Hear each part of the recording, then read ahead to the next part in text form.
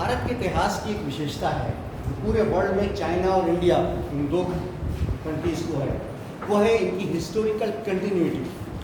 इतिहास प्राचीन काल से यहाँ तक कहीं टूटा नहीं है, हमारा एक चेन है सभ्यताओं की जो लगातार चलती रही है। ये केवल चीन और भारत इन दो को ये विशेषता प्राप्त है, वरना आप देखेंगे कि यूनान प्राचीन में बहुत आगे था, धीरे धीरे खत्म होता चला गया, लेकिन हमारी सभ्यता जो है वो कंटिन्यूएशन के साथ आज भी चली आ रही है। सिंधु घाटी की सभ्यता को हमने पढ़ा था और उसकी विशेषताएं हमने पढ़ी थी।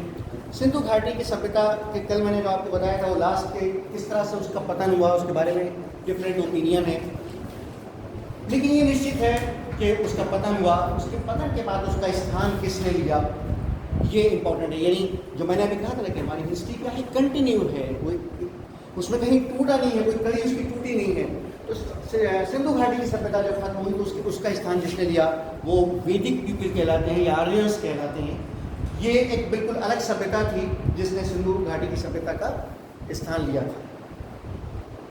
यहाँ से मैंने एक चीज़ कल ये भी बताई थी कि हमारा हिस्टोरिकल पीरियड शुरू हो जाता है, जिसके इसलिए कि हमारे पास इस काल के सारे लिखित रिकॉर्ड्स मौजूद हैं, वो सारी चीज़ें रिकॉर्ड्स में हैं, लिखी हुई हैं जो उस काल में घटी थी। अब जाहिर है कि उसमें बहुत सारी चीज़ों में विवाद है जो हम पढ़ेंगे भी, लेकिन हमारे पास एटलीस्ट कुछ लिखा हुआ मौजूद है जिसके आधार पर हम इस इतिहास को समझ सकते हैं। सबसे पहले इसमें इंपॉर्टेंट चीज़ के वो जो हमारी सोर्सेज है, देखिए पहले दिन शायद मैंने बताया नहीं आपको कि सोर्सेज क्या होती हैं, इस पर डिस्कशन हुआ था नहीं हुआ था, सोर्सेज क्या होती हैं। हम तक इतिहास, देखिए 5 मिनट इसमें लिखते हैं, हम तक इतिहास कैसे पहुँचता है। भाई मैं आपसे कहूँ, मैंने शायद एग्जाम्पल दिया था कि अकबर की 1000 पत्नियाँ थी, तो आप मान लेंगे नहीं मानेंगे? क्यों? मैं किताब में भी लिखूंगा तब भी नहीं मानेंगे, छप भी जाएगी किताब तब भी नहीं मानेंगे। लोग अभी भी लिख रहे हैं कि ताजमहल फला ने दूसरे ने बनवाया था, शाहजहां ने नहीं बनवाया था, लेकिन लोग नहीं मानते। क्यों?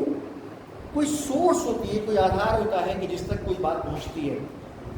एग्जाम्पल अगर लीजिए कि एक घटना है जो इस क्लास में घटी, वो अगर पहुंचती है बाहर तो इसका मतलब है कि यहाँ कोई मौजूद था जिसने उस घटना को वहाँ पर पहुँचाया। प्राइमरी सोर्स या प्राथमिक स्रोत वो सोर्स होती है जिसको समकालीन कहते हैं, यानी जिस समय वो घटना घटी थी उस समय वो मौजूद था, वो उपस्थित था, वो आई विटनेस था, उसने उसे देखा और उसके बाद उसने कम्युनिकेट किया, दूसरे तक पहुंचाया। ये प्राइमरी सोर्स होती है। इन प्राइमरी सोर्सेज के आधार पर ही सारा इतिहास लिखा जाता है। तो इस वैदिक काल की जो प्राइमरी सोर्सेज हैं वो पहले सबसे, उसमें अभी हम पढ़ेंगे डिटेल से, आप जानते हैं ये वैदिक लिटरेचर कहलाता है। क्या कहलाता है? ये वैदिक लिटरेचर कहलाता है, जिसमें हमारे चारों वेद, उसके बाद उनके उपवेद हैं, उनके ब्राह्मण हैं, उनके आर्यन हैं, उनके उपनिषद हैं, पुराण तक ये सारा पूरा क्या कहलाता है? ये वैदिक साहित्य कहलाता है। वेदों के बारे में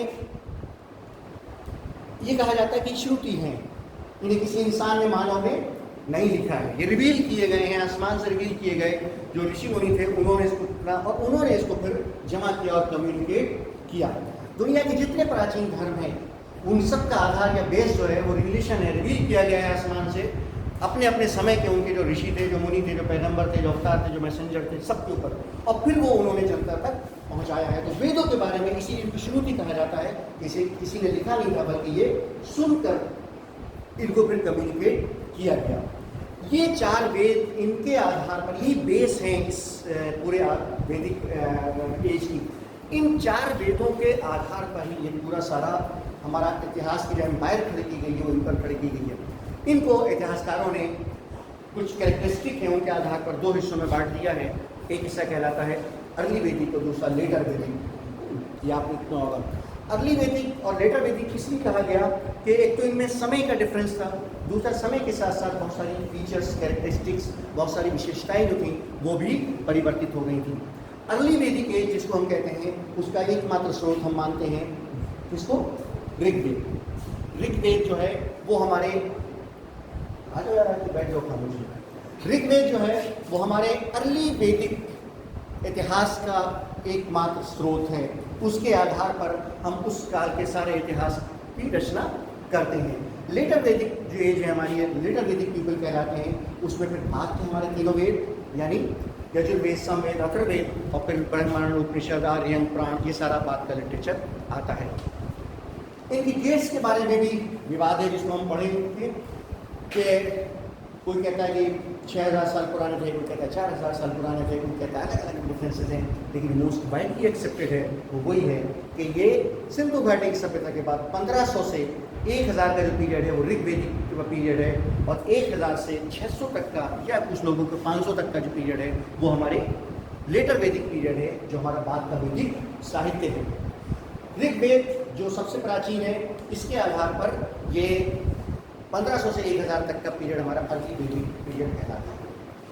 अब एक क्वेश्चन यहाँ उठता है कि कौन लोग थे जिन्होंने वेदों को जमा किया, या ये कौन लोग थे वेदों को जमा नहीं किया, जिन पर ये वेद उतारे गए थे, या जिनके ये वो सबसे पहले वो लोग कि जो जिनको वेदों ने संबोधित किया या जिन्होंने वेदों का प्रयोग किया अपने जीवन में, वो कौन लोग, उसके बारे में हमारे इतिहास में बड़ी विचारें हैं।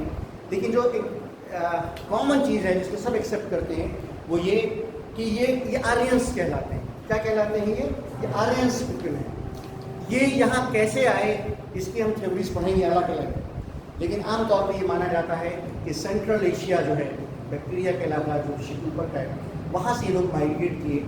बेसिकली ये लोग चरवाहे थे, पशु पालते थे, और वहाँ से जाहिर अपनी जीविका के लिए सब लोग माइग्रेट करते हैं। शाहजहाँपुर में नहीं कुछ बनता तो दिल्ली जाते हैं, बाहर जाते हैं, तो वहाँ से ये लोग माइग्रेट हुए। ये इतिहासकार मानते हैं कि ये एक समय में नहीं निकले और ये एक जगह नहीं पहुँचे, बल्कि अलग अलग समयों में इनके अलग अलग जो काफिले थे वो पहुँचे। जैसे इनके पहले काफिले पहुँच के कुछ यूरोप गए, कुछ ईरान आए, ईरान से कुछ जर्मनी गए, कुछ ईरान से भारत आए। इसीलिए जर्मनी, ईरानी और ये इंडियन आए, ये सब एक रेस है, एक नस्ल है, और ये सब आर्यंस है। इन भारत में जो आर्यंस सेटल हुए इनको इंडो आर्यंस कहा जाता है। क्या कहा जाता है इनको? इंडो आर्यंस कहा जाता है। ये किस आधार पर ये माना गया कि वहाँ से ये जब माइग्रेट किए तो कुछ लोग ईरान रुक गए, कुछ लोग वहाँ से जर्मनी चले गए, कुछ लोग वहाँ से ये आ गए। इस आधार पर कि जर्मनी में और ईरान में वहाँ के जो पुरानी इतिहास है, वहाँ की जो पवित्र पुस्तकें हैं और भारत की, उनमें बहुत सारी चीज़ें कॉमन हैं, बहुत सारी चीज़ें सिमिलर हैं। जैसे हमने सिंधु घाटी की सभ्यता की जो साइट्स थी, उनमें जो कॉमन फाइंडिंग्स थी हमारी, उनके आधार पर हमने ये माना था कि ये एक सभ्यता के थे। इसी प्रकार से ईरान, जर्मनी यानी यूरोप और भारत के अंदर जो फाइंडिंग्स हैं हमारी, जो लिटरेचर हमारे पास मौजूद है, उसके आधार पर हम ये मानते हैं कि ये सब एक ही सभ्यता से ताल्लुक़ रखते थे और ये एक ही लोग थे। जैसे अवस्था, जिंद अवस्था जो ईरान की पारसियों की पुस्तक है, उसमें बहुत सारी चीज़ें ऐसी हैं जो वेदों से बिल्कुल सिमिलर हैं, और लगता है कि ये एक ही लोग थे जो अपने साथ कुछ चीज़ें लेकर आए थे। वहाँ उन्होंने इनके कुछ लोग थे जो वहाँ रुक गए, उन्होंने अवस्था के अंदर इन चीज़ों को मेंशन कर दिया, और कुछ लोगों ने आकर यहाँ आर्यंस में वेदों के साथ कर दिया। तो ये इंडो आर्यंस थे जो ईरान होते हुए भारत आए। इसमें एक चीज़ और जो समझने की है वो ये है, जो मैंने शायद कल डिस्कस भी की थी, कि ये जब भारत आए तो ये भारत के लिए जाहिर है कि बिल्कुल नया आए थे। यहाँ आके जो यहाँ पे पहले से जो लोग सेटल थे, उनके साथ इनका संघर्ष हुआ होगा, और जब संघर्ष हुआ तो हम अभी पढ़ेंगे कि इनके संघर्ष जो थे वो दो प्रकार के थे। एक इनका संघर्ष वो था जो यहाँ के लोगों से हुआ, एक ये था कि ये लोग खुद आपस में अलग अलग कबीलों के, जन का शब्द यूज़ किया गया है, पढ़ेंगे उसको, उसमें ये अलग अलग कबीले थे, इनमें आपस में भी संघर्ष हुआ। दो तरह के संघर्ष हैं, एक संघर्ष वो जो इनका आपस में हुआ, और दूसरा संघर्ष वो जो इनका यहाँ के ओरिजिनल इनहेबिटेंट्स से, जो पहले के रहने वाले थे, उनके साथ भी संघर्ष हुआ। इस संघर्ष में फाइनली एक सेटलमेंट हो गया। यहाँ के पुराने रहने वाले थे, जो कल हमने डिस्कस किया था, कि ऑलमोस्ट ये माना जाता है कि सिंधु घाटी की सभ्यता के लोग थे, उनको यहाँ से उन्होंने पराजित किया। कहते हैं कि अभी मैं लिखवा भी हूँ आपको, बहुत सारे उनके लिए शब्द यूज़ करते थे, असुर, दास, बहुत सारे, वेदों को न मानने वाला, अधर्मी, बहुत सारी चीज़ें, अपरिचित भाषा बोलने वाले, ये सब वर्ड है जो यूज़ किए गए हैं ऋग्वेद में। इनमें से एक बड़ी संख्या को दास बना लिया गया। बहुत सारे इनमें से पहाड़ों पर माइग्रेट कर गए, बहुत सारे दक्षिणी भारत की ओर माइग्रेट कर गए, और ये पूरा क्षेत्र जो है वो इन आर्यंस के अधिकार में आ गया। आर्यंस, इसमें बड़ी इंटरेस्टिंग चीज़ ये है कि आर्यंस एक साथ ही नहीं आए थे, मैंने कहा ना डिफरेंट क्या होता है। फिर ये आके एकदम ही पूरे इंडिया फैल गए। सबसे पहले आके ये जो पंजाब का इलाका है, नॉर्थ वेस्ट फ्रंटियर हमारा, जो अफगानिस्तान, पाकिस्तान और जो भारत का ये नॉर्थ वेस्ट है, ये इनके अर्ली सेटलमेंट्स थे। सब सिंधु का एक शब्द यूज़ किया जाता है जिसका रीजन भी मैं आपको बताऊंगा। वहाँ पे इनके जो फर्स्ट सेटलमेंट थे, गंगा जमुना के द्वार तक यहाँ ठहरे, और उसके बाद यहाँ से ये माइग्रेट करके फिर बाद में बहुत वर्षों में आगे बढ़े। एक इसमें इंटरेस्टिंग तुम्हारी नॉलेज के लिए चीज़ बताऊँगा, कि शायद पहले रही हो। तुमने नाम सुना होगा आप सबने इकबाल का, सुना है ना, सारे जहाँ से अच्छा है हिंदुस्तान हमारा, ये तो सबने सुना है ना। ये जिसने राइटर ने लिखा उसका कवि का नाम इकबाल है।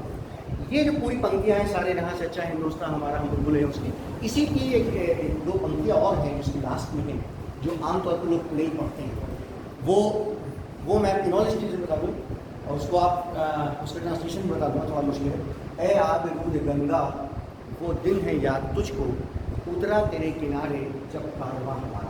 ए गंगा की मौत, तुम्हें वो दिन याद है जब हमारा कारवां काफिला तुम्हारे किनारे पर आकर उतरा। अक्सर यार मेरे टीचर थे शास्त्री जी, वो इस कन्फ्यूजन में थे कि ये इकबाल ने मुसलमानों के लिए कहा है कि मुसलमान आके गंगा के किनारे उतरे थे। इकबाल ने मुसलमानों के लिए नहीं कहा था, ये इकबाल ने आर्यंस के लिए कहा था। मुसलमानों का कोई काफिला भारत में गंगा के किनारे आकर नहीं उतरा। ये आर्यंस थे जो फर्स्ट सेटलमेंट जब इनके नॉर्थ वेस्ट से आए थे तो गंगा के किनारे आकर उतरे थे। ये इकबाल ने भारत के अंदर अपने इस गीत में आर्यंस के लिए कहा है। तो आर्यंस का जो फर्स्ट सेटलमेंट था वो पूरा यहाँ गंगा जमुना दोआब का बाद में सरजू नदी तक फैलता चला गया। इन्होंने जाहिर है कि जिस सोसाइटी, इन्होंने एक सोसाइटी यहाँ डेवलप की, वो सोसाइटी उस सोसाइटी से बिल्कुल अलग थी जो हम सिंधु घाटी की सभ्यता में पढ़ चुके हैं। इनकी अर्थव्यवस्था या इनकी जो इकोनॉमी थी वो उससे बिल्कुल अलग थी जो हमने सिंधु घाटी की सभ्यता में पढ़ा है। इसी प्रकार से इनके धार्मिक जो रिचुअल्स जो थे वो भी बिल्कुल अलग थे। उन्हीं के ऊपर दो तीन चीज़ें कंसेप्ट के तौर पर मैंने आपको बताई हैं। ये ध्यान में रखिएगा कि इनका जो सोशल सिस्टम था वो सिंधु घाटी की सभ्यता से बिल्कुल अलग था ऑलमोस्ट, और इनका धर्म भी उनसे अलग था। अब इसमें बहुत सारी चीज़ें फैक्ट्स के तौर पर हैं जो आपके कंपटीशन के पॉइंट ऑफ व्यू से इंपॉर्टेंट होती है, जो उसमें लिखी जाती है। जैसे सबसे पहली चीज़ें याद इसमें, बल्कि मैं सोचना शुरू करेंगे हम पहले इस साहित्य के बारे में, जो लिटरेचर है जिसका आधार है।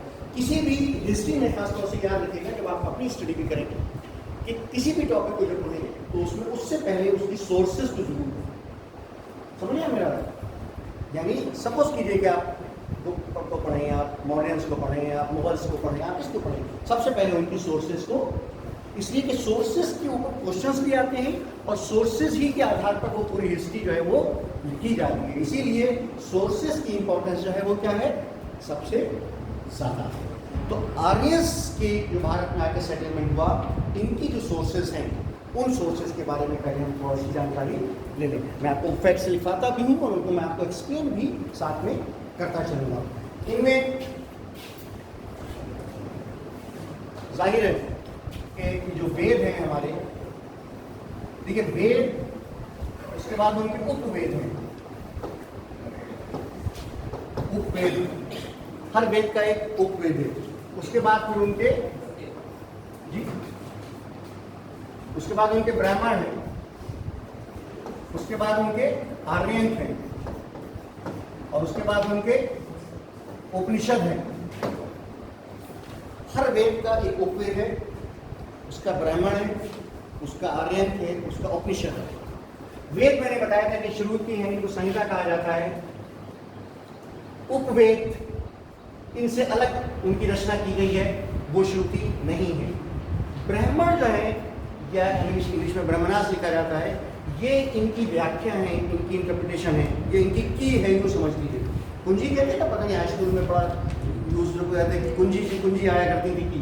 तो ये वेदास जो है इनकी कमेंट्रीज भी हैं, इनकी व्याख्या भी है, इनको एक्सप्लेन करती हैं, इनके जो रिचुअल्स हैं, इनके जो यज्ञ हैं, उनको कैसे किया जाए, उन सब के लिए इनकी ये ब्राह्मण लिखे गए। ये आर्यंस जो है इनको कहा जाता है फॉरेस्ट बुक्स। क्या कहते हैं इनको, आर्यन को?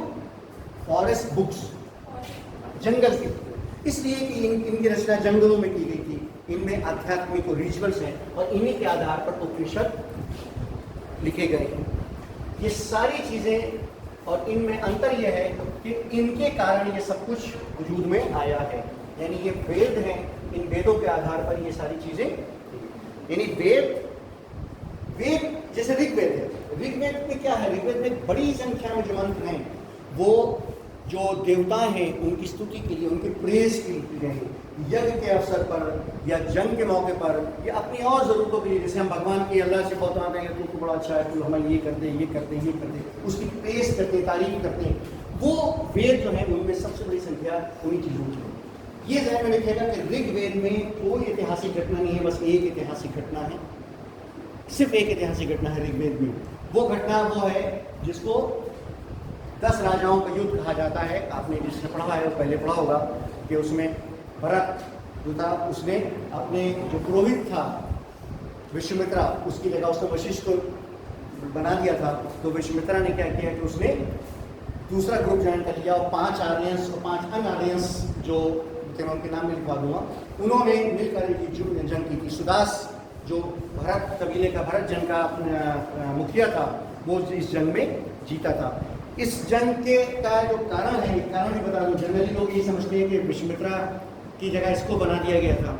डीडी गोस्वामी ने इसका कारण और ढूंढा है और उन्होंने कहा है कि इसका कारण केवल ये नहीं था कि विश्वामित्रा की जगह वशिष्ठ बनाए गए थे पुरोहित, बल्कि इसका कारण ये था कि इन 10 राजाओं इन्होंने मिलकर क्या किया था, इन्होंने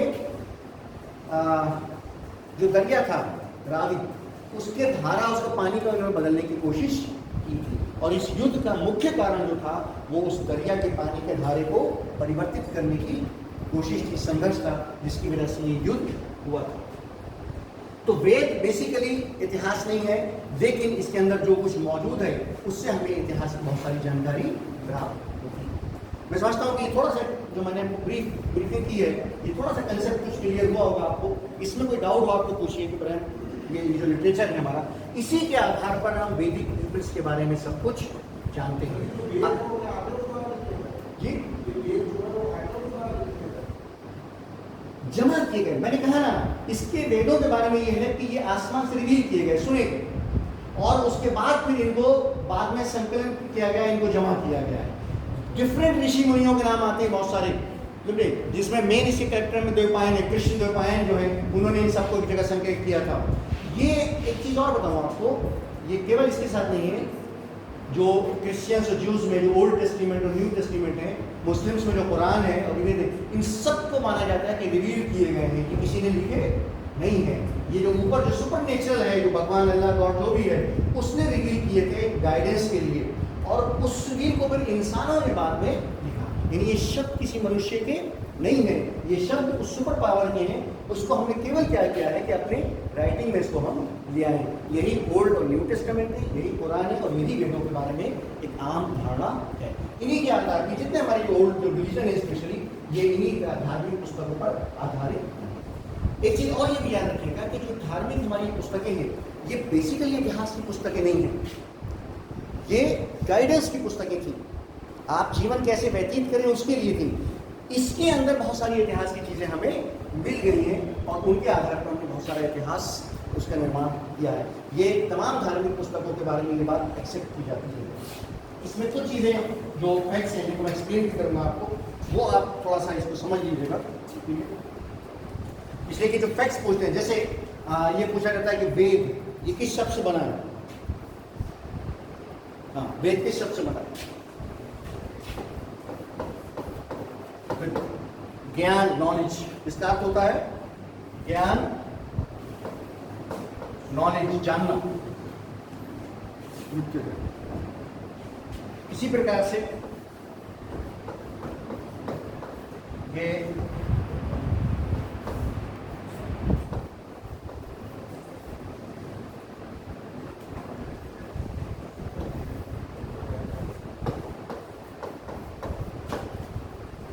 कृष्णदेवपायन व्यास, ये वो व्यक्ति थे कि जिनके बारे में माना जाता है कि सबसे पहले इन्होंने इसको जमा किया, संकलन इन्होंने इसका किया। ये बहुत से ऋषि मुनियों के नाम आते हैं कि जिनको बड़े रिवील किए गए, जिन्होंने इनको सुना था अलग अलग वेदों पे, परंतु इनके मेन जो संकलन जिन्होंने किया उसमें इनका नाम आता है। और ये इनका नाम कई बार मैंने स्पेशली जो छोटे कमीशन है उसमें देखा है कि ये इस तरह का क्वेश्चन पूछा गया। अब आइए देखिए वेद। सबसे पहले हमने जो बात की थी अभी ऋग्वेद की। ऋग्वेद का जो उपवेद है वो है आयुर्वेद। ऋग्वेद का उपवेद है आयुर्वेद। इसके जो दो ब्राह्मण हैं वो हैं ऐत्रेय और कौशिकी।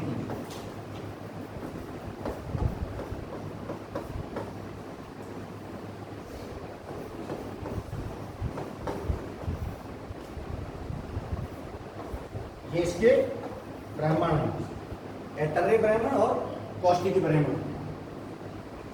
इसी प्रकार के इसके जो आर्यंस हैं, आर्यंक जो बोलते हैं उनको,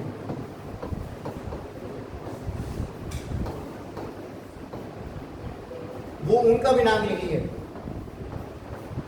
ऐतरेय और कौशिकी।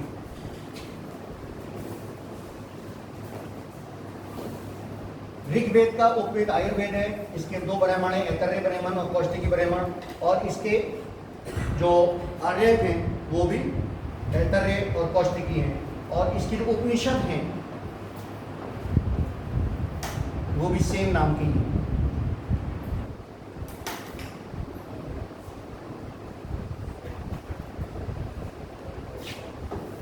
इन वेदों के मंत्र का जो उच्चारण करता था, जो इनको रिसाइट करता था, उसके लिए भी एक शब्द यूज किया गया है, होत्र।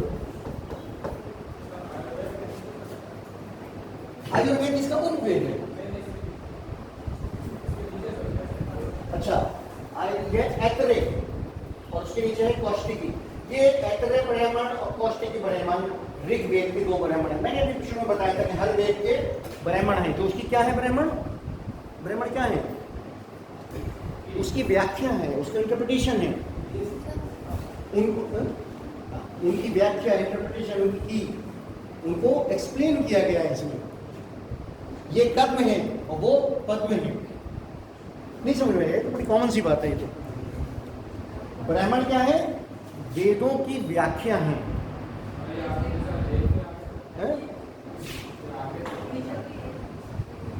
ये ब्राह्मण है, ऐतरेय ब्राह्मण और कौशिकी ब्राह्मण। उसके बाद ये आर्यन। आर्यन जंगलों में लिखी गई ये पुस्तकें हैं, इसीलिए इनको फॉरेस्ट बुक कहा जाता है। क्या कहा जाता है इनको? फॉरेस्ट बुक कहा जाता है। या आध्यात्मिक, स्पिरिचुअल, अंतरात्मा, इन चीजों से रिलेटेड है। इन्हीं के आधार पर उपनिषद लिखे गए हैं। देखिए, केवल ये रिवील्ड है, बाकी सब क्या है? मनुष्य द्वारा उनकी रचना की गई है। अब आइए ऋग्वेद के बाद यजुर्वेद। ऋग्वेद, अच्छा इसकी और भी चीजें हैं, आपने लिख लीजिए इसलिए कि वो इंपॉर्टेंट है। इसकी जो ऋग्वेद की 5 शाखाएं हैं, वो 5 शाखाएं जरूर लिखिए। शाकल पहली शाखा है, शाकल। शाकल दूसरी है वाष्कल, तीसरी है आश्वलायन, आश्वलायन, चौथी है शंखायन,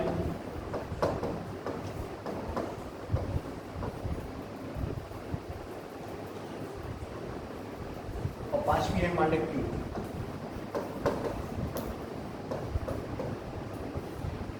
लेकिन ये सब अब लुप्त हो चुकी हैं, केवल शाकल इसकी ब्रांच मौजूद है।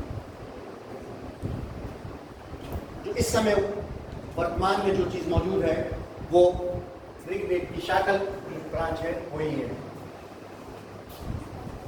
ये इसके बारे में बहुत लिखना बड़ा कॉमन सा, भी पूछते हैं कि इसमें 10 मंडल है और इतने मंत्र हैं, इतने सूत्र हैं, जो बड़ी कॉमन चीजें हैं, जगह सकती है।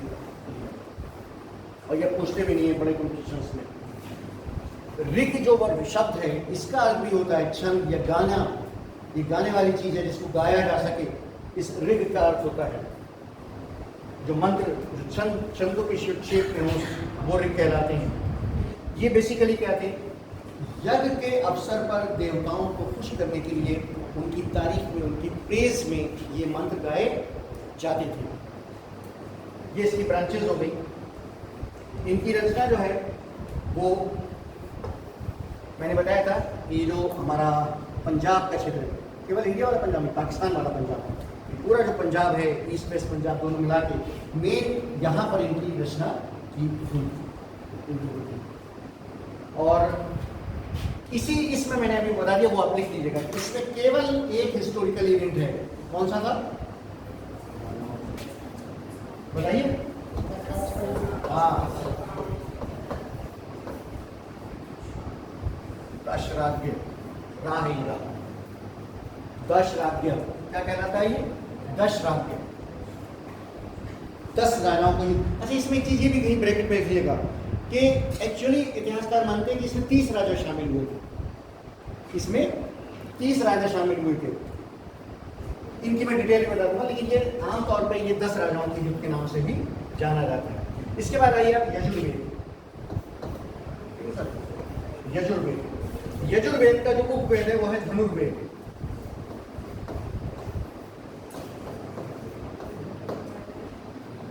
ये क्या है, इसको क्लासिफिकेशन ऐसे कर लीजिएगा, पहले उपवेद फिर उपवेद है उसका।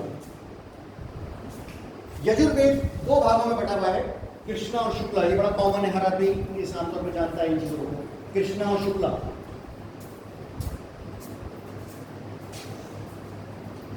कृष्णा जो है उसका जो ब्राह्मण है वो है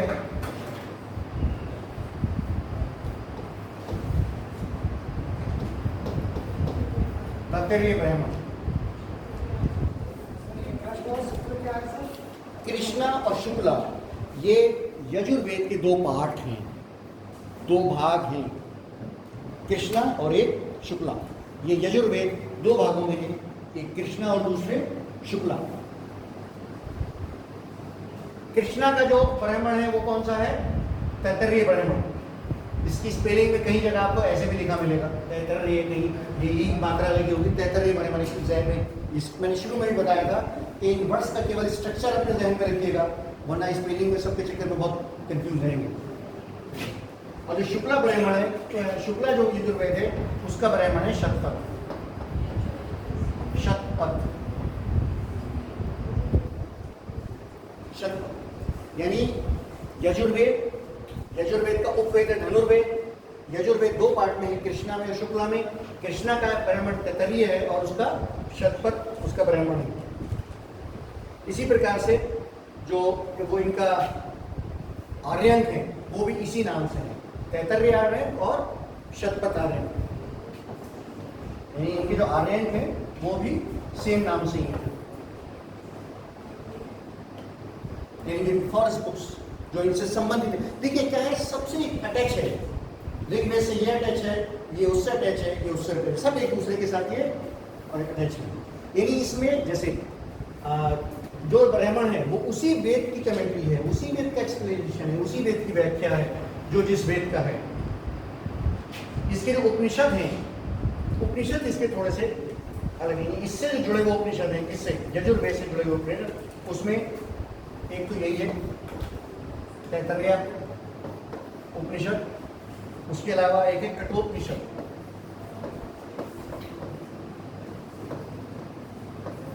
ये जो है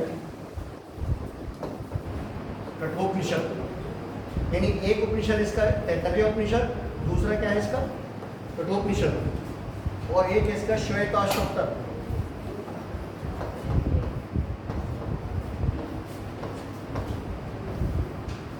उपनिषद, ये तीनों उपनिषद जो हैं वो किसके हैं, कृष्णा यजुर्वेद से संबंधित हैं। ये इसका उपवेद, ये इसके 2 ब्राह्मण, इसके उपनिषद के आर्यन भी इसी सेम नाम से हैं, लेकिन उपनिषद है वो कृष्णा के उपनिषद ये 3 हैं, ठीक है। तैत्तरीय, इसे मैंने पूरा इसलिए नहीं लिखा कि ऑलरेडी लिखा हुआ है। उसके बाद कठोपनिषद और श्वेताश्वतर उपनिषद, ये किसके हैं, कृष्णा यजुर्वेद के।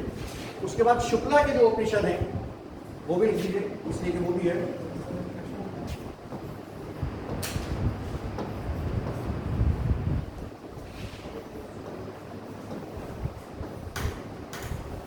बृहदारण्यक, ये किसका, शुक्ला का, और एक है ईशोपनिषद।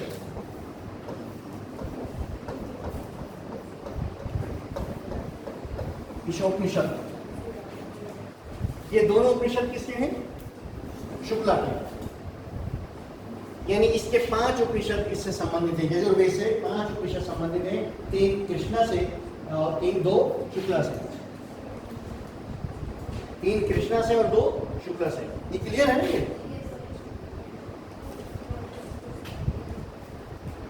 इसके अलावा इसकी यजुर्वेद के मंत्रों की को जो इसको जो रिसाइट करता था उसके लिए भी शब्द यूज किया जाता है, वो अधर्वी है।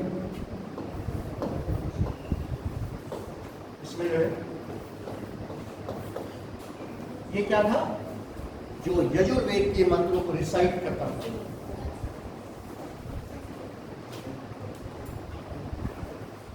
यजुर्वेद जो है इसकी भी कई ब्रांचेस हैं, इनमें से बहुत सी लेकिन 2-3 आप लिख लीजिए, वो इंपॉर्टेंट है। यजुर्वेद की एक एक काठक,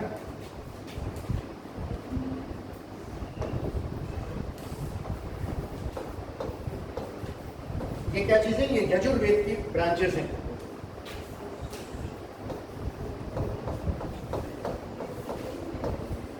कपिष्टल,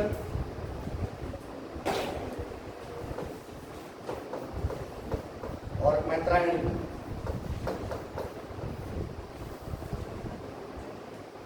ये इसकी ब्रांचेस हैं।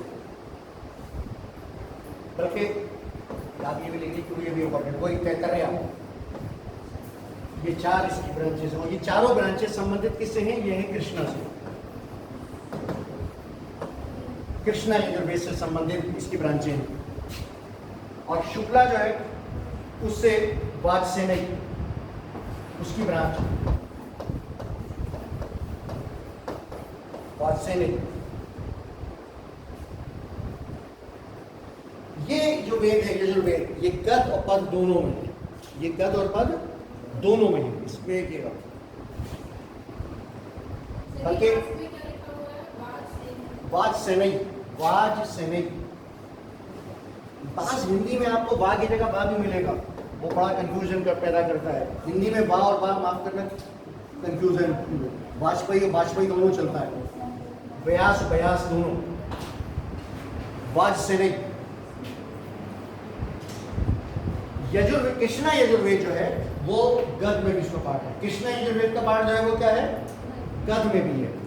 ये ध्यान में रखिएगा कि गद की अगर बात आती है तो आप आंख बंद करके कहिए कि ये कृष्णा यजुर्वेद का पार्ट है।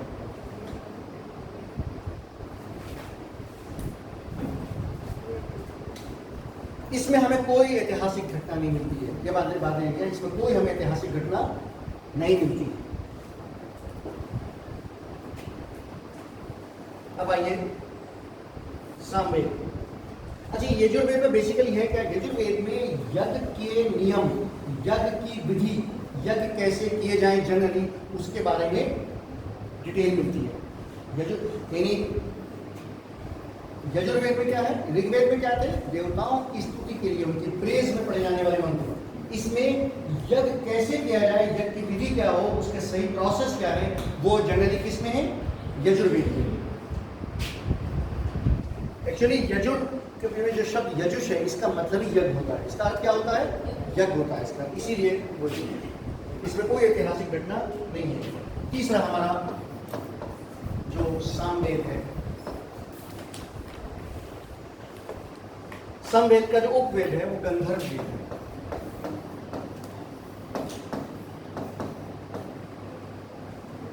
गंधर्व वेद इसका उपवेद है। इसके 2 ब्राह्मण हैं, कंडियु।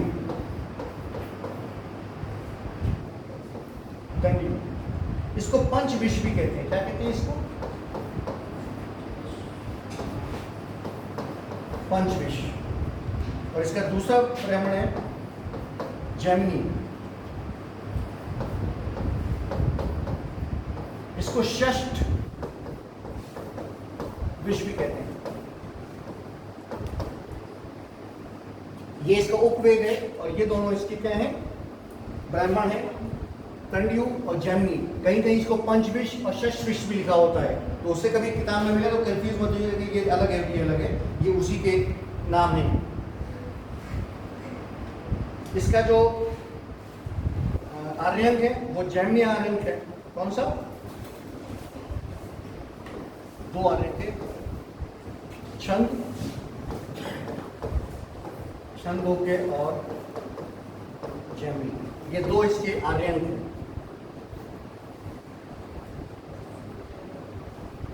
उपवेद, ब्राह्मण, आर्यंक। और इसके बाद इसके जो उपनिषद हैं वो भी जैमिनी उपनिषद और छंदोग्य उपनिषद। जैमिनी उपनिषद और छंदोग्य उपनिषद।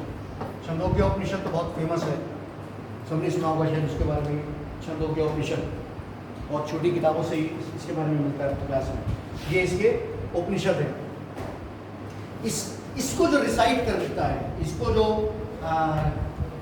पुरोहित जो प्रीस्ट इसको गाता है, वो क्या कहलाता है? वो कहलाता है उद्गाता। उसके लिए शब्द क्या है? उद्गाता। होत्र किसका था? ऋग्वेद का। ये उद्गाता इसका शब्द यूज किया जाता है इसके लिए, उसको गाने वाला किया जाता है। साम जो है बेसिकली इसका कभी कभी शब्द होते हैं, साम का अर्थ ही होता है गाना। इसका अर्थ क्या है? गाना। बल्कि संगीत भी, संगीत गाना इससे रिलेटेड इसकी जो मीनिंग है। इसीलिए इसके जो ब्राह्मण है वो दोनों ब्राह्मण आप लिख लीजिए।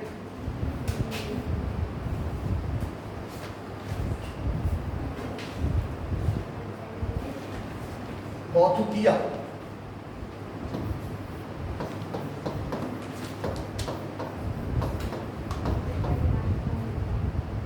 कौतुकिया और जैमिनी। जैमिनी सामवेद की बात हो रही है।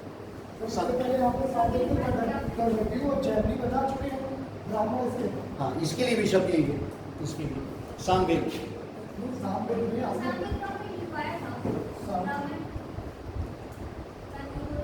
इस सामवेद ही तो बता रहा हूँ मैं आपको। अब सामवेद का सही बता रहा हूँ।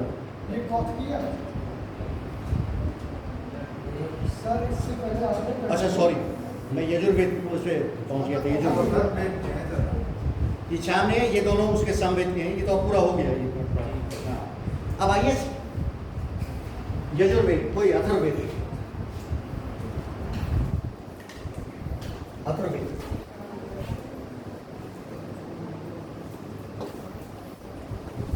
वो जो पहले लिखा था वही सही है, वो गलत नहीं है।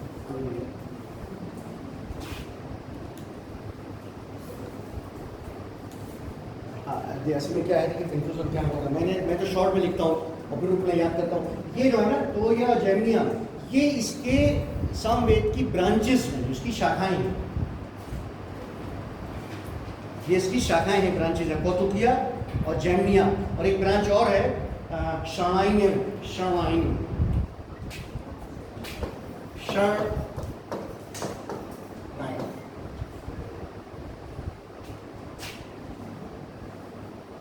शरणाय शरणीय, ये तीन इसकी ब्रांचेस हैं।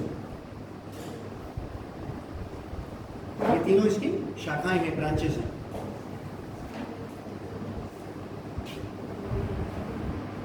यानी सोमवेद का उपवेद गंधर्व वेद है, और पंचविश तैडिया और जैमिनिया, उसके बाद छंदोकिया और जैमिनिया उसके आर्यंग है, और छंदोकिया और जैमिनिया जो है वो उसके उपनिषद हैं। और ये दो तीनों क्या है? उसकी ब्रांचेस हैं।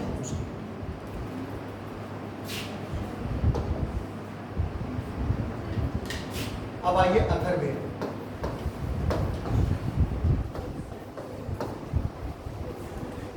इसका जो उपवेद है वो है शिल्पवेद।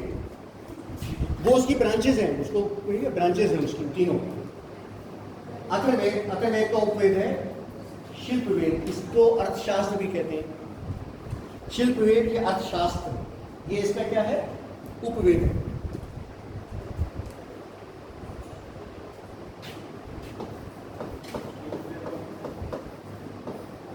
इसका ब्राह्मण गोपथ है।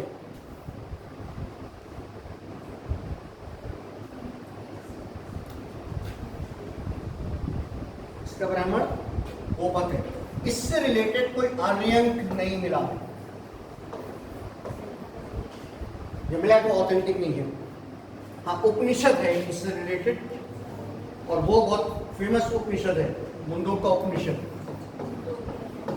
ये सुना होगा सबने, जिसने भी थोड़ा सा पढ़ा है ना मुंडोक उपनिषद। किसने सुना मुंडोक उपनिषद? थोड़ा कॉमन कर है ये, इससे जुड़ा हुआ अथर्ववेद से। अथर्ववेद को कहीं ब्रैकेट में लिख लीजिएगा। एक क्वेश्चन था, देखा था मैंने, कि वो वेद कौन सा है जो नॉन आर्यन ट्रेडिशन में आता है। भाई हम तो आर्यन ही पढ़ते हैं बोलते, लेकिन एक जगह मैंने किताब में पढ़ा था कि नॉन आर्यन ट्रेडिशन, तो वो अगर है तो कौन सा है? अथर्ववेद। इससे नॉन आर्यन ट्रेडिशन इसमें एक्चुअली क्या है, इसमें ह्यूमन लाइफ के एवरी एस्पेक्ट को कवर किया गया है। इसमें उसके पैदा होने के, मरने के, विवाह के, दुनिया भर के जितने जो जो आप अपने जीवन में पैदा होने से लेकर मरने तक कर सकते हैं, उनकी डिफरेंट चीज़ों की उसके बारे में अथर्ववेद में। उसके अलावा इसमें सारी चीज़ें ये आ रही हैं। इसकी भी 2 शाखाएं हैं, वो भी लिख लीजिए। पिप्पलाद और शौनक इसकी शाखाएं हैं। पिप्पलाद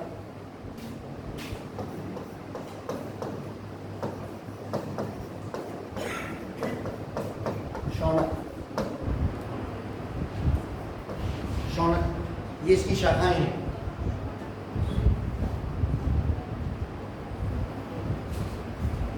इसको ब्राह्मण वेद भी कहते हैं, इसको ब्राह्मण वेद भी कहते हैं, अथर्ववेद को।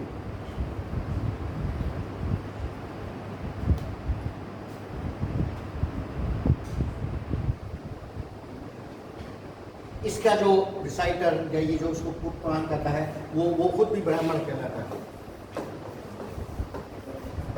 ब्राह्मण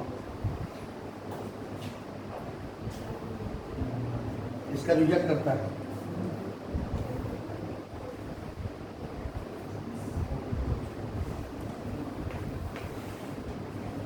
ये अब इनकी और बहुत सारी डिटेल्स हैं, बहुत सारी चीज़ें हैं इन वेदों के बारे में, जिसको जहाँ जहाँ कहीं ज़रूरत पड़ेगी वहाँ उसके साथ हम उसको पढ़ते चले जाएंगे। ये इसकी बहुत बेसिक जो मोटी मोटी चीज़ें थी वो मैंने आपको बताएंगे। अब आइए, अच्छा ब्राह्मण तो हम बता चुका मैं आपको कि ये बेसिकली क्या है, इसकी कमेंट्रीज है, इसकी व्याख्या है। इस ब्राह्मण शब्द का अर्थ भी यज्ञ से होता है। यज्ञ को संपन्न कराने के लिए क्या है कि ब्राह्मण जो है उसकी व्याख्या कर रहे हैं, यानी वेदों के आधार पर हम कैसे उन रिचुअल्स को संपन्न कराएं, वो हमें कहाँ से पता चलता है, ब्राह्मण से पता चलता है।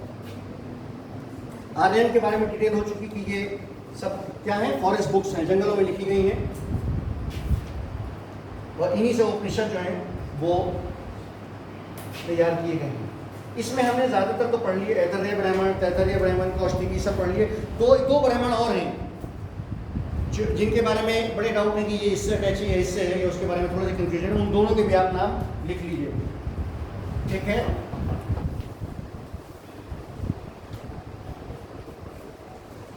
ये आर्यन की बात हो रही है, ब्राह्मण की।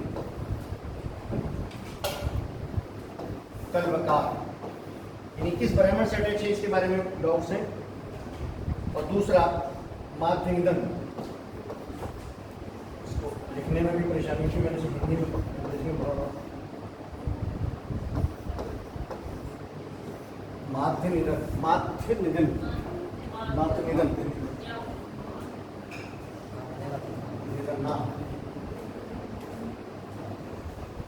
ये आर्यन से उन जो आर्यन अब तक ने पढ़े ना, उसके अतिरिक्त उसके अलावा ये 2 आर्यन और हैं जो इंपॉर्टेंट है, लेकिन इनके बारे में एग्जैक्ट बताना मुश्किल है कि किससे संबंधित है। अच्छा, इसी प्रकार से उपनिषद, उपनिषद का अर्थ सबको पता होगा वैसे, कौन बताएगा? समीप बैठना, यस, समीप पास बैठना, उपनिषद पास बैठना, समीप बैठना। ये गुरु के पास बैठ कर कहते हैं, इसीलिए। वैसे तो इनको ब्रह्म विद्या भी कहा जाता है। क्या कहा जाता है उपनिषद को? लिख लीजिए, ब्रह्म विद्या भी कहा जाता है इनको। और ये माना जाता है कि ये टोटल शायद 108 उपनिषद थे, 108 उपनिषद थे जिनका तस्करा हुआ है, परंतु केवल 12 हैं जो प्राचीन और ऑथेंटिक हैं। केवल 12 जो है वो प्राचीन और ऑथेंटिक हैं। कहा यह जाता है कि ये 108 है अपनी संख्या में उपनिषद। उन 12 को हमने लिख लिया है, लेकिन जो नहीं लिखे हों उनमें से आप लिखिए ईश उपनिषद, ये हम लिखवा चुका हूँ मैं आपको। उसके अलावा केन उपनिषद, ये नहीं लिखा होगा आपने, केन उपनिषद ये लिख लीजिए। ये उपनिषद तो 12 के 12 याद होने चाहिए बल्कि। ईश उपनिषद, केन उपनिषद, कठ उपनिषद, कठ काठा कठ उपनिषद, प्रश्न उपनिषद, प्रश्न ये प्रश्न वाला है, प्रश्न जिसको बोलते हैं प्रश्न, प्रश्न उपनिषद, मुंडक उपनिषद, मांडक्य उपनिषद, मुंडक के बाद मांडक्यू उपनिषद। उसके बाद वो दोनों तो लिखे हैं तैत्तरीय उपनिषद और ऐतरेय उपनिषद। ये सब लिखे हुए छंदोग्य उपनिषद, बृहदारण्यक उपनिषद, बृहदारण्यक उपनिषद ये भी लिखा है आपको। अश्वेता शौतर उपनिषद ये भी मैंने बता दिया आपको, लिखा है। और कौशिकी उपनिषद। ये ज्यादातर सब इसमें टेस्ट में आ जाएंगे। 2 उपनिषद नहीं आए थे, इनको आप लीजिए, केन उपनिषद और कट उपनिषद। 12 हो गए नहीं?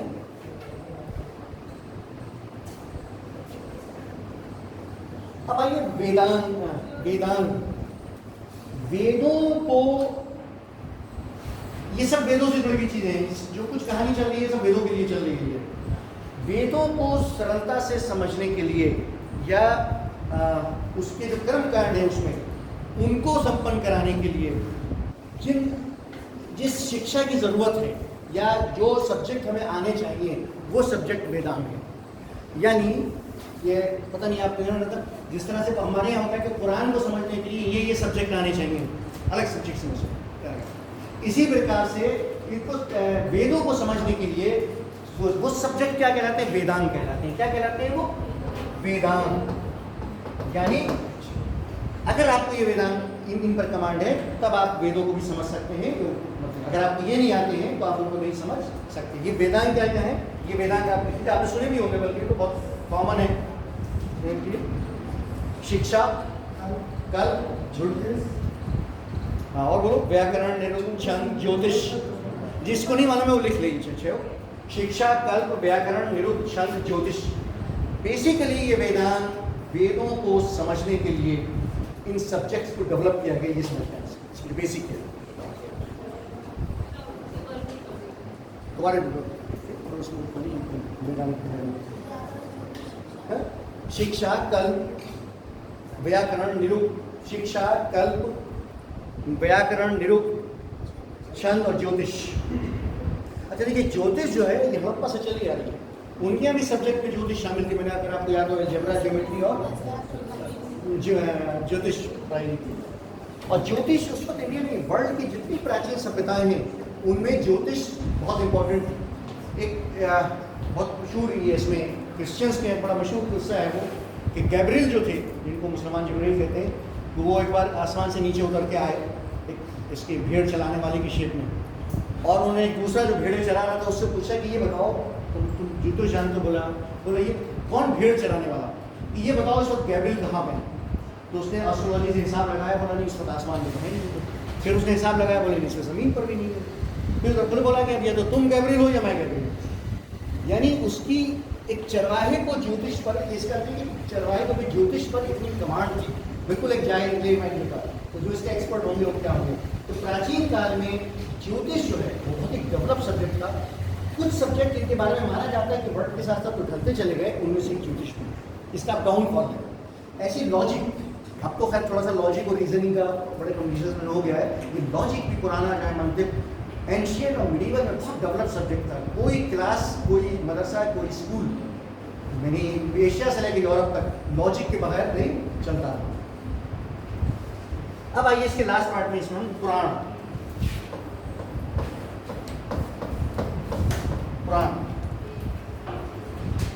पुराण बेसिकली हमारे इतिहास का बड़ा इंपॉर्टेंस है। और बहुत सारे इतिहास की जानकारी हमें पुराण से प्राप्त होती है, जो हम इनके समय के साथ साथ मैं इसमें आपको बता रहा हूँ। ये पुराण है 18, ये भी आपको जहन में कहीं ना कहीं जरूर रहने चाहिए, इसलिए कि मैंने डिफरेंट पेपर देखे। 18 के 18 पुराण किसी न किसी शक्ल में कभी न कभी पूछे जाते हैं, लिखे जाते हैं 18 पुराण। जिसमें सबसे पहला पुराण है ब्रह्म पुराण।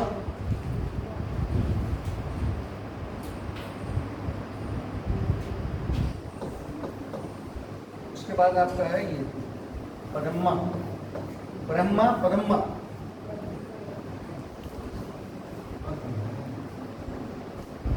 विष्णु पुराण, ये बहुत कॉमन है, बहुत सुना होगा। शिव पुराण, विष्णु पुराण, फिर शिव पुराण। इसमें एक चीज और बताऊंगा, मुझे याद आएगा। भागवत पुराण, नारदीय पुराण,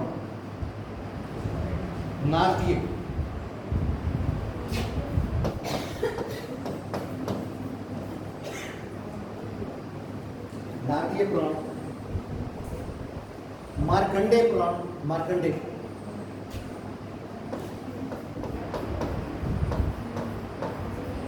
मार्कंडेय पुराण, अग्नि पुराण, अग्नि पुराण, भविष्य, भविष्य पुराण और ब्रह्मा वैवर्त,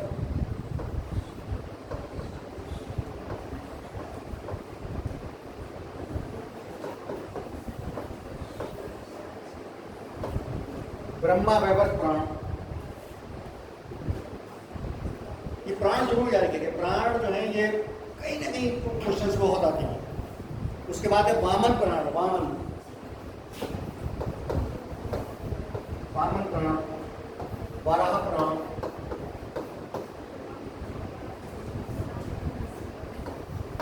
स्कंद पुराण, स्कंद, वायु पुराण,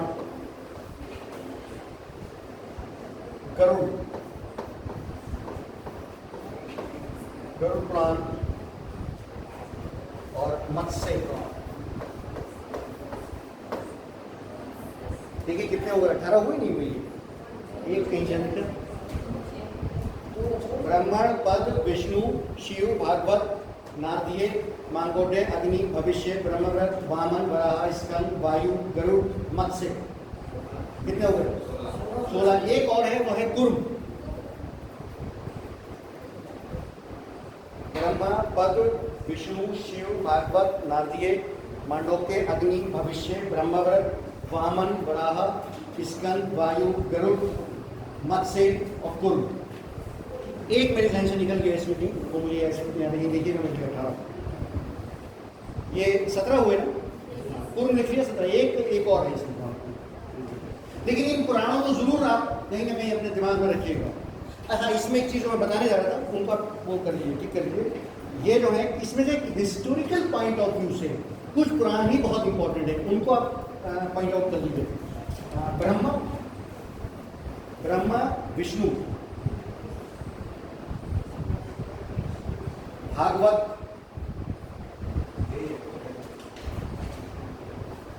वायु और मत्स्य, वायु और मत्स्य, ये 5 हुए ना। हिस्टोरिकल पॉइंट ऑफ व्यू यानी इतिहास के दृष्टिकोण से ये 5 सबसे ज्यादा इंपॉर्टेंट है।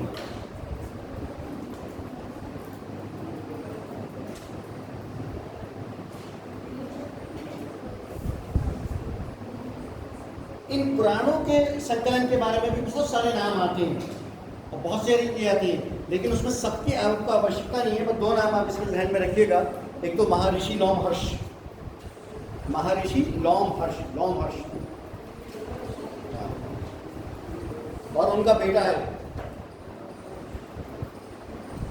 उग्रशर्वा, उग्रशर्वा।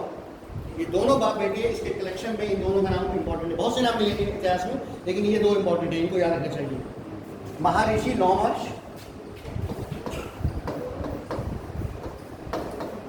लोमहर्ष, महर्षि लोमहर्ष और उग्रशर्वा, ये आ है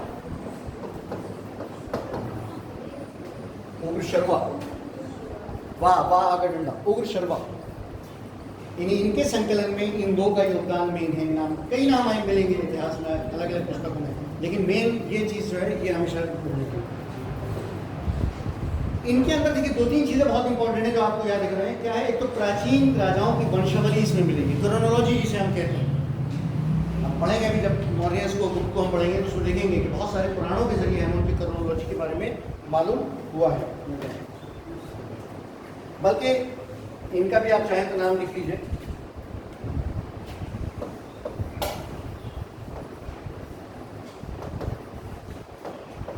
ये साहब थे पैरागिटर। पुराणों पे हिस्टोरिकल इंपॉर्टेंस सबसे पहले इन्होंने पॉइंट आउट की। पुराणों की हिस्टोरिकल इंपॉर्टेंस सबसे पहले इन्होंने पॉइंट आउट की थी। इसके अलावा फिर इसके बाद स्मृतियां आती हैं। स्मृतियों में कई स्मृतियां हैं, उनको धर्मशास्त्र भी कंबाइंड कहा जाता है। स्मृतियां जो हैं, स्मृतियों में क्या है? स्मृतियों में कहते हैं क्या करो क्या नहीं करो, क्या करो क्या नहीं करो, क्या होना चाहिए ना होना, वो इसमें स्पेशली क्या है। एक स्मृति का नाम तो सबने सुना होगा, मनुस्मृति। यस, 2-3 स्मृति और है इंपॉर्टेंट, इनके नाम भी आप वो लिख लीजिए मनुस्मृति के अलावा। एक है याज्ञवल्क्य,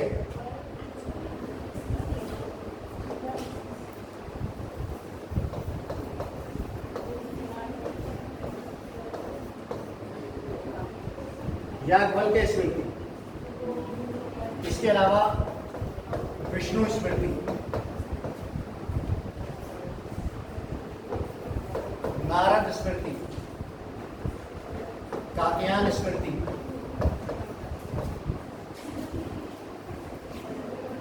प्राशर स्मृति, गौतम स्मृति, और भी बहुत सारी है वैसे तो। बृहस्पति स्मृति भी है, और एक स्मृति और है देवल स्मृति।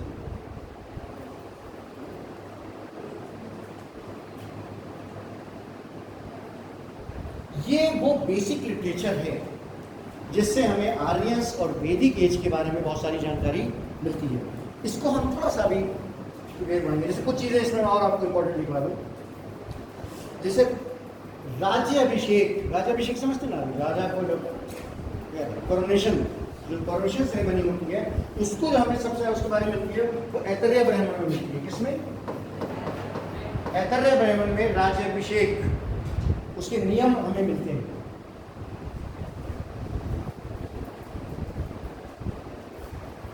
ऐतरेय ब्राह्मण में अभिषेक के नियम, यानी उस समय क्या क्या होना चाहिए राज्याभिषेक के समय, एक वर्ष, और प्राचीन राजाओं के नाम ये हमें ऐतरेय ब्राह्मण में मिलते हैं। प्राचीन राजाओं का इसमें एक इसके साथ निकल दिया गया शतपथ ब्राह्मण जो है, उसमें हमें बहुत सारे ये सब कौशल, मौर्य, गुप्त और आपके जो राजा हैं ये पांचाल, इनके नाम और इनकी क्रोनोलॉजी हमें शतपथ ब्राह्मण में मिलती है। शतपथ ब्राह्मण में हमें इन सब की मिलती है। और बल्कि इसको आप ऐसे भी समझ सकते हैं कि ऐतिहासिक दृष्टिकोण से ऋग्वेद के बाद, पुराण तो बात की चीज़ है, शतपथ ब्राह्मण जो है वो सबसे ज़्यादा इम्पोर्टेंट, यानी पुरानी कथाओं में ऋग्वेद के बाद सबसे इम्पोर्टेंट कौन है? शतपथ ब्राह्मण जो है वो सबसे ज़्यादा इम्पोर्टेंट। ये पुराण है, इनको क्लासिफाई किया गया है, बहुत सारी चीज़ें हैं, उनको 5 कैटेगरीज में उनके थीम के अकॉर्डिंग उनको क्लासिफाई किया गया है, यानी उनके क्या विषय लगे हैं उनमें, वो थीम आप समझिए वो बड़े इंपॉर्टेंट है। इसलिए कि बात माइथोलॉजी में और बहुत सारी चीज़ों में चीज़ें हैं।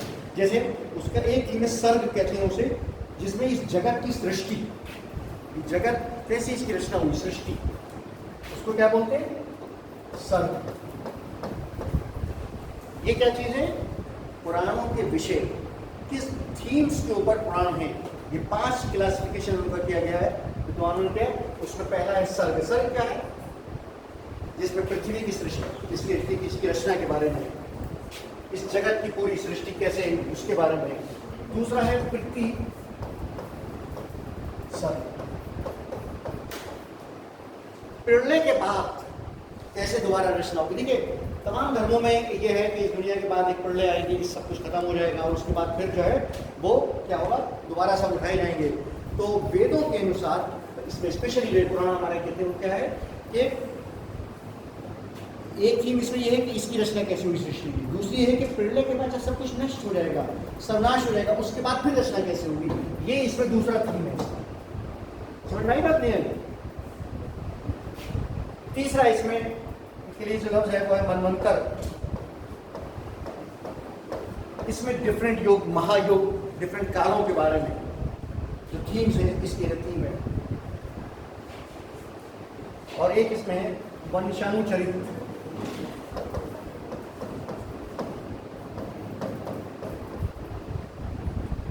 वंशानुचरित यानी प्राचीन राजाओं के इतिहास, इसका थीम है इसमें। इसमें डिफरेंट कालों के बारे में, युग के बारे में, महायुग उसको थीम है। तो कौन सा युग क्या है, महायुग, वंशांशरी जो है उसमें प्राचीन राजाओं के बारे में है। और एक पांचवा और है वो वंश क्रोनोलॉजी जो मैंने बताया, राजाओं की क्रोनोलॉजी। ये क्या है, पुराणों के थीम हैं, 5 अलग अलग विषय जिनके ऊपर ये पुराण हमें जानकारी देते हैं। जनरली इनकी रचना के बारे में भी बहुत सारे डेट्स हैं, लेकिन आप चाहेंगे 3rd और 4th सेंचुरी जो है हमारी BC, वो इनकी रचना है। यानी ये तो लेटर वैदिक पीरियड के भी एकदम बाद इनकी रचना हुई है माना जाता है पुराणों की। इसमें 2 पुराणों के बारे में थोड़ा सा वो है, जैसे विष्णु पुराण है। विष्णु पुराण में हमें मौर्यंस के बारे में जानकारी मिलती है। वैसे हम मौर्यंस को पढ़ेंगे तो उसको बताऊंगा बहुत सी चीजें, लेकिन ये विष्णु पुराण में मौर्यंस के बारे में जानकारी मिलती है और मत्स्य पुराण में सतवाहनों के बारे में।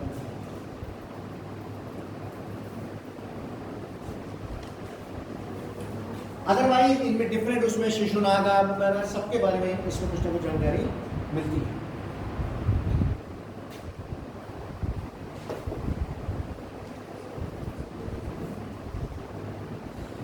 अब आइए वापस अपने टॉपिक पर कि ये जो आर्यंस थे जो माइग्रेट करके यहाँ पर पहुँचे थे इंडिया, तो इसमें इनका क्या हुआ, सबसे पहले यहाँ जो लोग थे उनसे इनका संघर्ष हुआ। मैंने बताया था कि इनकी युद्ध 2 प्रकार के थे, एक वो युद्ध जो इनके आपस में हुए सुपरमेसी के लिए, और दूसरे वो युद्ध जो यहाँ जो लोग पहले से थे उनके साथ उनके युद्ध हुए। इसीलिए जो वो है इंद्र, उसके लिए 2 शब्द इसमें बहुत यूज किए गए हैं, दस्युहन और पुरंदर।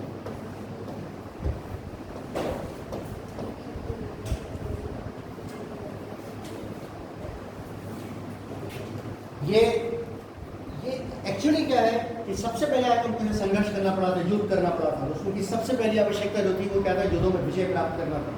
इसीलिए उन्होंने इंद्र के प्रेस से सबसे ज्यादा है और इंद्र को ये नाम दिए इसलिए कि वो उनको युद्धों में विजय दिलाता था। बल्कि हम पढ़ेंगे भी ये जो राजा है, राजा का ओरिजिन कैसे हुआ, उत्पत्ति कैसे हुई, इसके बारे में डिफरेंट थ्योरीज हैं। पर एक थ्योरी इस तस्वीर वाली है कि माना जाता है कि राजा बेसिकली युद्ध के लिए तैयार किया गया था। ये जो ये क्रिएट हुआ, ये युद्ध में कोई होना चाहिए जो नेतृत्व करे, और उसके लिए राजा की आवश्यकता पड़ी थी। यानी राजा का ओरिजिन जो है वो युद्ध के लिए बेसिकली था। अभी हम उसको थोड़ा सा डिटेल से देखेंगे। इसमें कुछ शब्द हैं जो उन्होंने यहाँ के लिए, जो मैंने अभी शुरू में बताया था कि यहाँ जिन लोगों से उनका संघर्ष हुआ उन लोगों से उनके बारे में उन्होंने शब्द यूज किए। वो शब्द लिख लीजिए इसलिए कि वो कई पेपर्स में मैंने देखा है कि वो उनमें से 2-3 जो हैं वो आए हैं, क्योंकि वो शब्द जो हैं वो सारे के सारे ऑलमोस्ट वो हड़प्पन के ऊपर पूरे उतरते हैं। यानी उन लोगों की थ्योरी को प्रूव करते हैं कि जो ये कहते हैं कि आर्यंस ने हड़प्पा की जगह आकर ली थी। जैसे उनके लिए एक शब्द उर्वी, चौड़े,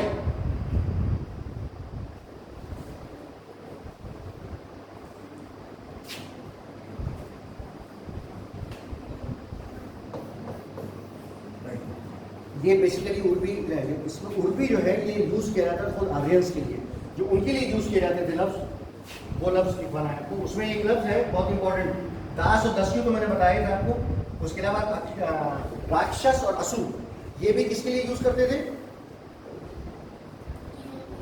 जहाँ जिनसे उनका संघर्ष हुआ उनको राक्षस असुर। उसके अलावा उनके लिए यूज करते थे अकर्मण। अकर्मण अनारे बता रहा, वो भी वर्ड है, सारा वर्ड है इसमें। अकर्मण, कर्म न करने वाले। अद्वैयी, अद्वैयी देवताओं को न मानने वाले।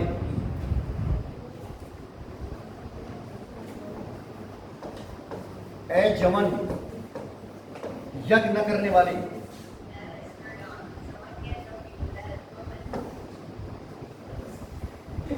तो वो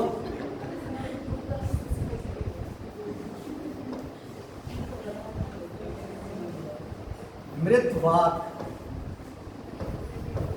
मेरे बात का मतलब होता है अपरिचित जबान बोल, अजनबी जबान बोलने वाले, अपरिचित भाषा, गैर जबान बोलने वाले, कर्म न करने वाले, देवताओं को न मानने वाले, यज्ञ न करने वाले और अपरिचित गैर जबान बोलने वाले।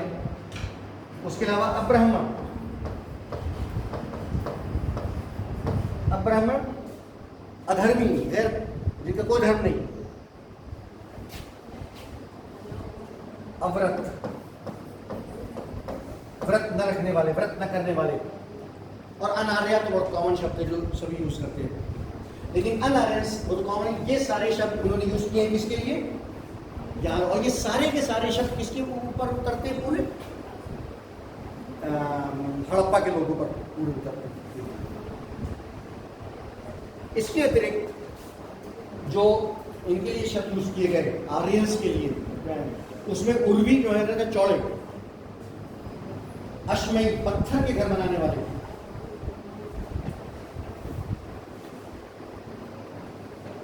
अब आइए इनकी मेन जो डिफरेंसेस हैं कि ये ओरिजिनली कहाँ से आए थे, ये थ्योरीज, इनको भी कंपटीशन की जिसको तैयारी करनी है वो एकदम इनको चाहे रट डाले याद रखें, क्योंकि कहीं ना कहीं से ये मैच करने के डिफरेंट आती है किस। और एक चीज़ और है, आपसे 20 साल पहले जिसने कंपटीशन दिया था उसकी में कम थ्योरीज थी, अब जो है वो और नई नई थ्योरीज निकल कर आ गई है कुछ जो और आगे बढ़ गई है। जैसे सबसे पहले मैक्स मुलर की है, मैक्स मुलर की है जो सबसे ज़्यादा एक्सेप्ट की जाती है, सेंट्रल एशिया, मध्य Asia, Max Muller. Max Muller सबसे ज़्यादा यही माना जाता है। हमारे बाल गंगाधर तिलक ने नॉर्थ रीजन जो है, उत्तरी ध्रुव,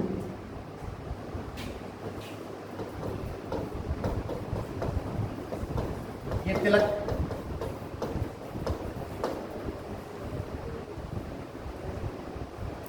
दयानंद सरस्वती ने तिब्बत है, सब बाल में। गाइल्स ने हंगरी और डैन्यूब कहा है, गाइल्स ने हंगरी और डैन्यूब,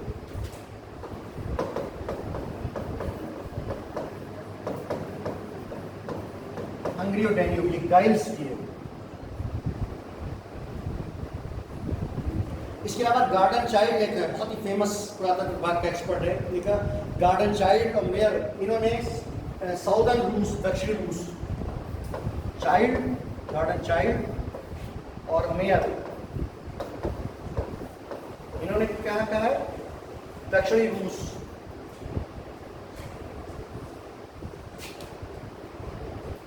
पेन का ये एक और विद्वान है, इन्होंने जर्मनी कहा है, जर्मनी,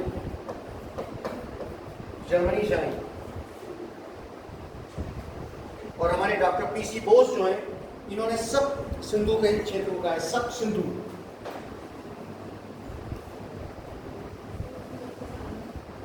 इन्होंने क्या कहा है कि सब सिंधु, यानी ये अलग अलग है। मैक्स मुलर ने कहा कि नहीं, इनका ओरिजिनल इनकी होमलैंड मध्य एशिया थी। उत्तरी ध्रुव हमारे तिलक ने कहा है, हंगरी, डैन्यूब, उसके अलावा ये गाइल्स का है, चाइल्ड और मेयर ने कहा है कि ये साउदर्न रूस। ये डिफरेंट थ्योरीज हैं जो अलग अलग आई हैं। बोस, बोस, डॉक्टर एसी बोस, इन्होंने सब सिंधु का जो है, इसमें कुछ और भी जो है आप लिख लें, बहुत सी है। हिमालय क्षेत्र भी कहा है, जैसे एलडी कल है, एलडी कल, ये कल है, एलडी कल। इन्होंने कश्मीर और हिमाचल कहा है, पर कश्मीर और हिमाचल नहीं, अरे क्या बोलते हैं इसको, कश्मीर, हिमालय, कश्मीर और हिमालय इन्होंने कहा कि वहां से लोग माइग्रेट करके आए थे। और गंगानाथ झा जो है, उन्होंने कहा ये ब्रह्म ऋषि देश से आए थे। कहाँ से आए थे? ब्रह्म ऋषि देश से। ब्रह्म ऋषि देश कौन सा है, कौन बता सकता है इसमें? ब्रह्म ऋषि देश। और सब सिंधु लिख लीजिए अगर आप, सब सिंधु, सब सिंधु का क्षेत्र है, ये 7 दरियाओं वाला एक्चुअली। क्या है वो? 7 दरियाओं वाला। सो दरिया कौन कौन से हैं? सिंध, इंडस, लिख लीजिए ये तो। सिंधु नदी नंबर 1,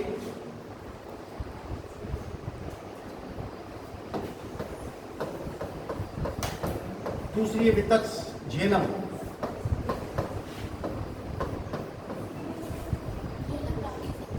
वितत्स झेलम। तीसरी है अश्किनी चिनाब, ये सब सिंधु वाला क्षेत्र है, चिनाब अश्किनी। और चौथी है कृष्णी रावी। इसी रावी के किनारे पे सुदासा ने वो जंग जीती थी जिसका ऋग्वेद में वर्णन मिलता है हमें। हाँ, अश्किनी अश्किनी अश्किनी चिनाब और कृष्णी रावी और विपाशा, नॉट विपाशा, विपाशा व्यास। और एक और बची सतलज, सतलज को क्या कहते हैं? शतुद्री, शतुद्री। एक बची हुई सरस्वती, सरस्वती अब लुप्त हो चुकी है, सरस्वती अब लुप्त हो चुकी है, आज के दिन में वो नहीं पाई जाती सरस्वती। वैसे तो ऋग्वेद में एक चीज और लिख लीजिएगा,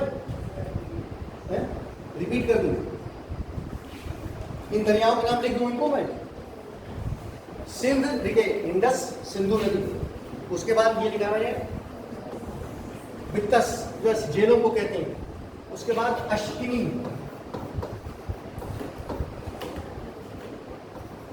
अश्किनी ये चिनाब है, फिर कृष्णी, कृष्णी,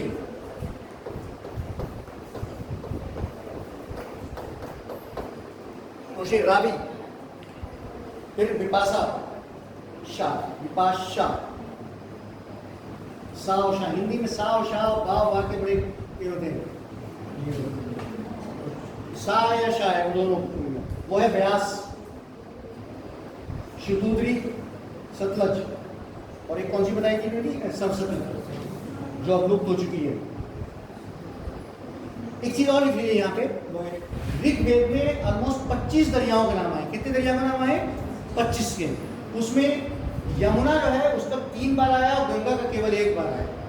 इसीलिए माना जाता है कि गंगा जो है, जो आर्यस का प्रथम काफिला जो यहाँ पे उतरा था, उनके लिए गंगा बहुत ज़्यादा इंपॉर्टेंट उतनी नहीं थी, उसका केवल 1 बार ही हुआ है।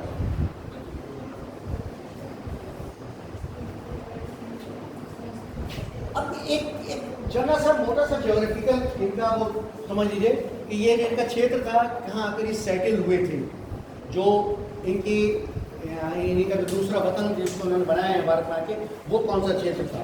उसमें जो आमतौर पर बड़े डिफरेंट ओपिनियंस हैं, लेकिन जो वही वाइडली एक्सेप्टेड वाला है क्षेत्र, वो वही है। एक तो काबुल, कुभा जिसे बोलते हैं, काबुल का पुराना नाम भी लिख लीजिएगा, ये कुंभा कुभा दोनों बोलते हैं।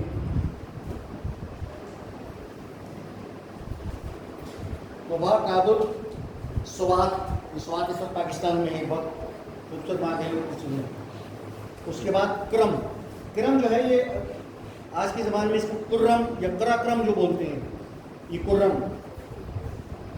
उसके अलावा गोमल,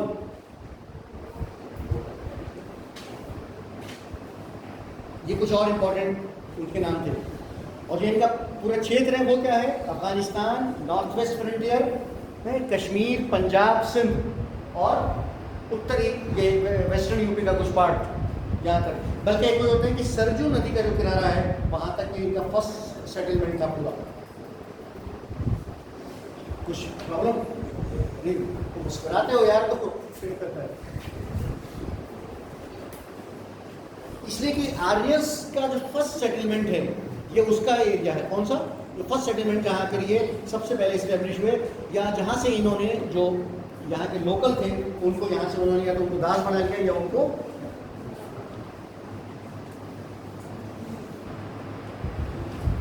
हालांकि कुछ लोगों का तो मानना यह है कि ये आर्यस जो है राजपूताना के कुछ क्षेत्र तक आके फर्स्ट सेटलमेंट में फैल गए थे, लेकिन बहुत से लोग इसको एक्सेप्ट नहीं करते।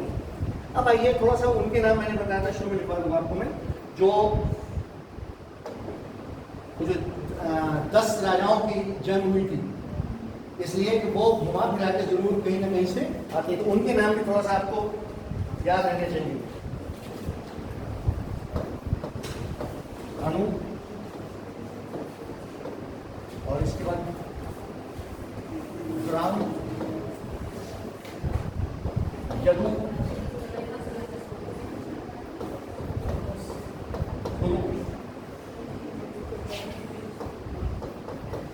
तुर्वसु। ये 5 आर्यंस कबीले थे। मैंने बताया था ना कि वो उन्होंने जब विश्वामित्र को हटा दिया, पुरु पुरु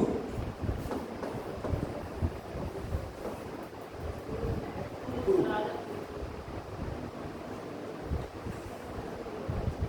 ये आर्यंस थे। इनके साथ जो 5 अन आर्यंस थे, हाँ बोलो।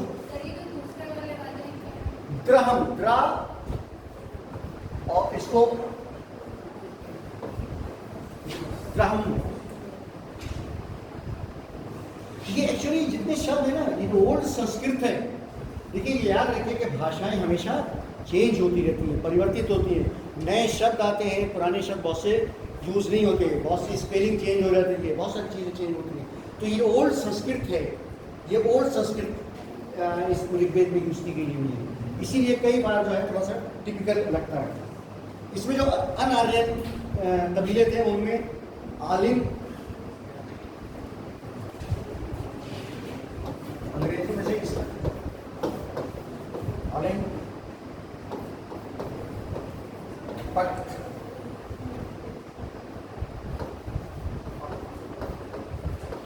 बलानस, विषाणी, विषाणी, शिव,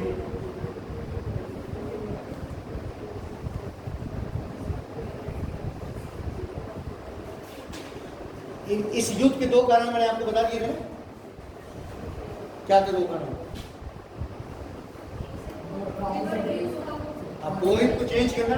एक्चुअली विश्वामित्र ही था कि जिसने इस युद्ध को पूरा जाकर फिर संचालन किया था, गया था, इसलिए उसी को उसके पद से हटाया गया था। लेकिन दूसरा एक लेटेस्ट कारण और बताते हैं कि केवल उसको हटाने की वजह से नहीं, बल्कि इन्होंने किनारे को, उसके धारे को बदलने के लिए ये भी हुआ।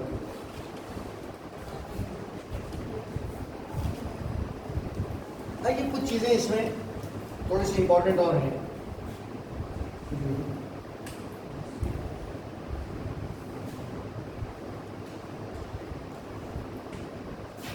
अभी मैंने कहा था कि ये ब्रह्मा ऋषि कौन से है ब्रह्म ऋषि? गंगा जमुना का दोआब जो है, ये ब्रह्म ऋषि क्षेत्र कहलाता है, देश कहलाता है। क्या कहलाता है ये? ब्रह्म ऋषि। गंगा जमुना का दोआब जो है पूरा असर। ऐसी जो आर्यवर्त है वो क्या कहलाता है? वो कौन सा है? आर्यवर्त। ये शब्द भी बहुत यूज होता है, आर्यवर्त। ये वैदिक शब्द है, वैदिक शब्द है। हिमालय से लेके विंध्या तक, हिमालय से लेके विंध्या तक और इधर पूर्वी समुद्र से पश्चिमी तट तक, ये पूरा क्षेत्र क्या कहलाता है? आर्यवर्त।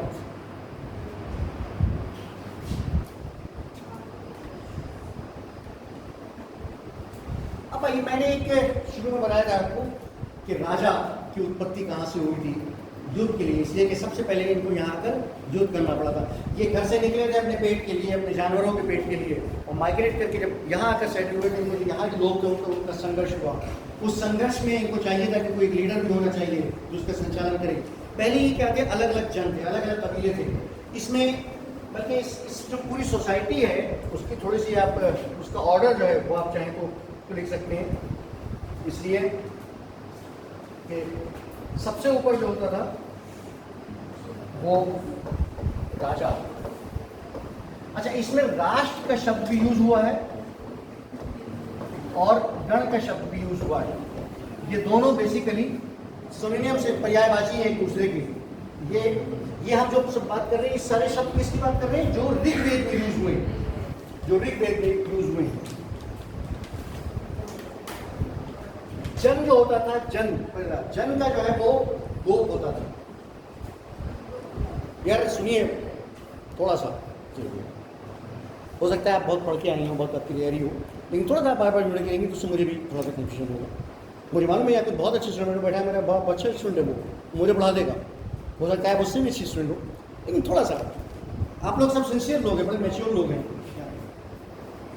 नहीं सॉरी नहीं, आप लोग कल के, मैं ही समझता हूँ, मैंने कहा ना अक्सर बीए के बच्चों को बताते हैं कि पिता के बाद केवल गुरु होता है जो ये तवक्को करता है कि उसके शिष्य उससे आगे जाए।